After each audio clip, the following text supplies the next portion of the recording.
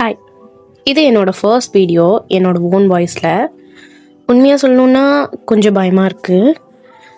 If you have a starting trouble, fine. நீங்களும் நானும் ஒன்று தாங்க. பிகாஸ் ஸ்டார்ட் பண்ணலன்னா எதுவுமே பண்ண முடியாது. ஆனால் பர்ஃபெக்டாக ஸ்டார்ட் பண்ணணும்னு நினச்சோன்னா ஸ்டார்ட்டே பண்ண முடியாது. ஸோ இது பர்ஃபெக்ட் வீடியோ இல்லை, ஆனால் ஹானஸ்ட் வீடியோ. இந்த ஹானஸ்டிக்குள்ளே ஒரு குட்டி கதை இருக்குது. என்னன்னு பார்க்கலாமா? இந்த கதை ஒரு சின்ன பையனோட லைஃப்ல ஆரம்பிக்குது. ரொம்ப சிம்பிள் ஃபேமிலியில் பிறந்த அவன் டெய்லி காலையில் பேப்பர் பண்டில் எடுத்துட்டு சைக்கிளில் டவுன் ஃபுல்லாக சுற்றுவான். ஸ்கூல் முடிஞ்சதும் ரெஸ்ட் இல்லை, அப்பவும் ஒர்க் தான். கஷ்டம் அவனுக்கு புதுசு கிடையாது.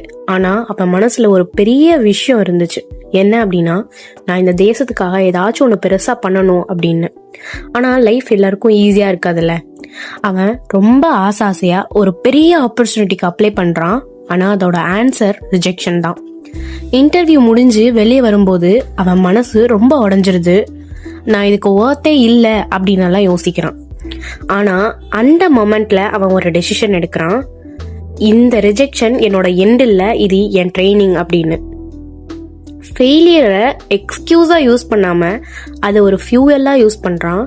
இன்னும் ஹார்டாக ஒர்க் பண்ணுறான். வருஷங்கள் போகுது. அந்த சின்ன பையன் இப்போ ஒரு ராக்கெட்டை கிரியேட் பண்ணுறான். இந்தியாவோட ஃபியூச்சரை ஷேப் பண்ணான். கடைசியில் தேசத்தோட ஹையஸ்ட் பொசிஷனுக்கே வந்துடுறான். அது வேற யாரும் இல்லைங்க, நம்மளோட ஹீரோ ஏபிஜே அப்துல் கலாம் தான். ஒரு காலத்தில் பேப்பர் போடுற பையன் இப்போ மிசைல் மேன் ஆகிட்டாரு. இந்த கதை நமக்கு சொல்றது ரொம்ப சிம்பிள் தான். ஸ்டார்ட் கஷ்டமா இருந்தாலும் முடிவு பெருசா இருக்கும், நம்ம ஒரு விஷயத்த விடாம பண்ணும்போது.